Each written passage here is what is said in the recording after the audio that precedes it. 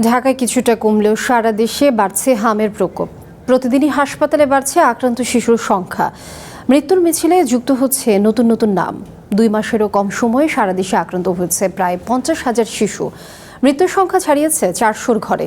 সংক্রমণ ব্যাধি হামের ভয়াবহ থাবায় অসহায় স্বজনরা শিশুদের বাঁচাতে প্রাণপণ চেষ্টা করছেন চিকিৎসকরা। শুরুতে জ্বর, সর্দি, কাশির উপসর্গ নিয়ে 1 সপ্তাহ আগে নারায়ণগঞ্জের 2,500-এ চিকিৎসকের শরণাপন্ন হন এই শিশুটির স্বজনরা। সাধারণ জ্বর জানিয়ে চিকিৎসক ওষুধ দিলে তার 3 দিন পর থেকে এই শিশুর শরীরে র্যাশ ওঠা শুরু হয়। আগে আমাদের ওইখানে দেখাইছে মতন ওরা বুঝতে পারে না যেটা হাম। ওরা ভাবছে করে ঠান্ডা, জ্বর, কাশি।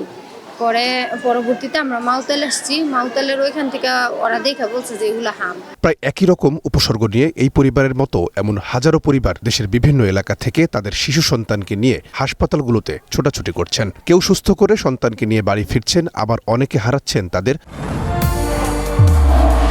নির্মাণে নাম্বার 1 শাহ সিমেন্ট আদরের ধন। 3 নাম্বার ডোজ বাকি ছিল, 2য় ডোজ দেওয়া হয়েছে, তো 3য় নাম্বার দেওয়ার সময় আর কি হাম বের হয়। পুরো ভয় করে ও, যে যখন ওই শ্বাস নিতে কষ্ট হয়, ওই পায়খানা করে, তখন ভয় করে।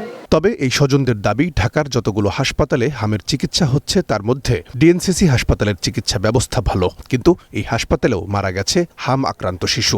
পটুয়াখালী বাউফলের থেকে মিট ফোটাচ্ছি, বাচ্চা ঠান্ডা লাগছে, নিউমোনিয়া হয়ে গেছে নিউমোনিয়া হওয়ার পর থেকে তারপরে মেডিকেল 3 দিন ভর্তি ছিলাম মিটফোর্ট ভর্তি থাকার পরে ও বাচ্চার হাম উঠছে দেখা গেছে, পরে এখানে রিটার্ন পাঠিয়ে দিছে। আশা দেখতেছি টেস্টই বলে করানো হয় না, তাহলে আমি টেস্ট করানোর জন্য কোথায় যা দৌড়াদৌড়ি করবো? আমি আমার মরা বাচ্চা লয়ে সেই জায়গায় আমার বাচ্চা জীবিত, ওদেরও দান, আল্লাহ তাআলা ওর দান, অনেক ভালো ওরা সেবা দিচ্ছে আমাকে। আর চিকিৎসকরা বলছেন ঢাকায় সংক্রমণ কিছুটা কমলেও সারা দেশের পরিস্থিতিটা নাজুক, তাই শিশুদের ঘরের বাইরে না নেয়ার পরামর্শ তাদের। সিটি কর্পোরেশনটা কমে আসছে কিছুটা, তো ঢাকার আশেপাশে এরিয়া এবং ঢাকার বাইরের এরিয়াগুলোতে বাড়ছে।